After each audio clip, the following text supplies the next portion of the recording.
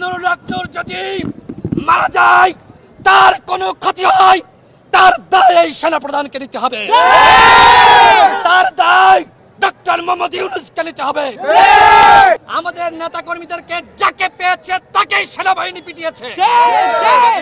আলহামদুলিল্লাহ, সেনা প্রধান ফাইসা গেলেন। এই ভিপি নূরকে মারার জন্য সেনা প্রধান দায়ী। দেখেন আপনারা ভিডিওতে ছাত্ররা কি বলছে, ভিপি নূরের বন্ধুরা তার সঙ্গী সাথীরা কি বলছে, একটু ভিডিওতে প্রবেশ করে দেখে আসেন ইনশাআল্লাহ। নুরুল হক নূর যদি মারা যায়, তার কোনো ক্ষতি হয়, তার দায় এই সেনাপ্রধানকে নিতে হবে। তার দায় ডক্টর মোহাম্মদ ইউনূসকে নিতে হবে। আমাদের নেতা কর্মীদেরকে যাকে পেয়েছে তাকেই সেনাবাহিনী পিটিয়েছে। সাংবাদিকদের উপর হামলা করেছে, আমাদের বন্ধুদের উপর হামলা করেছে, এবং এই হামলার সময় বলা হয়েছে জুলাই ভরে দেওয়া হবে।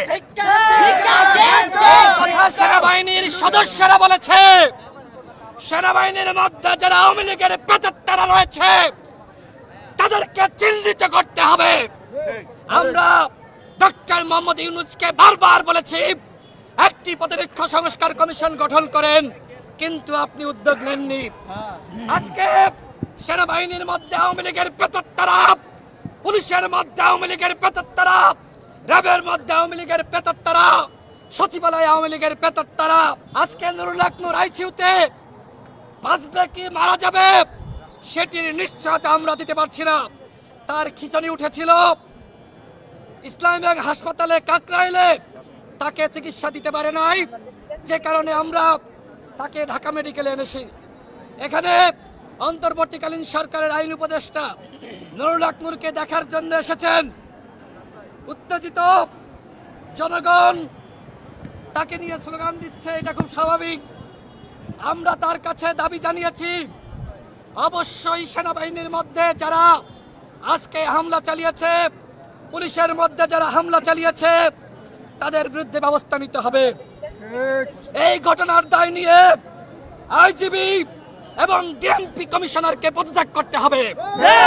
এবং যে ক্যাপ্টেন আজকে উপস্থিত ছিল, আমাদের নেতা কর্মীদেরকে বলা হয়েছে 10 মিনিট সময় দেওয়া হলো। আজকে সেনাবাহিনীর একটি মহল, যারা আওয়ামী লীগের দোসর, পুলিশের একটি মহল, যারা আওয়ামী লীগের দোসর, র্যাবের একটি মহল, এই সচিবদের একটি মহল, এমনকি অন্তর্বর্তীকালীন সরকারের উপদেষ্টাদের একটি মহল আজকে জাতীয় পার্টির উপর ভর করে আজকে আওয়ামী লীগকে ফিরিয়ে আনার চক্রান্ত করছে।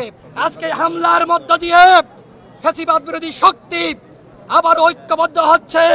আমি বিএনপি, জামাত, গণ অধিকার পরিষদ সহ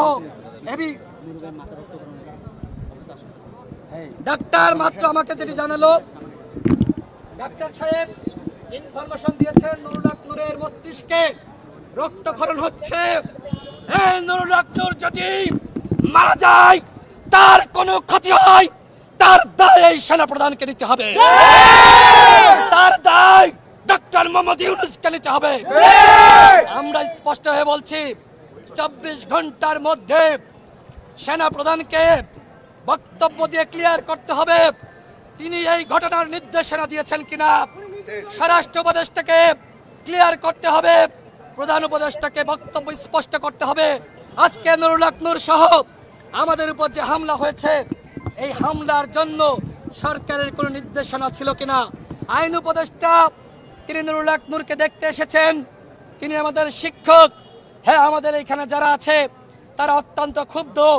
আজকে যেভাবে নুরুল হক নূরের উপর হামলা হয়েছে, এইটা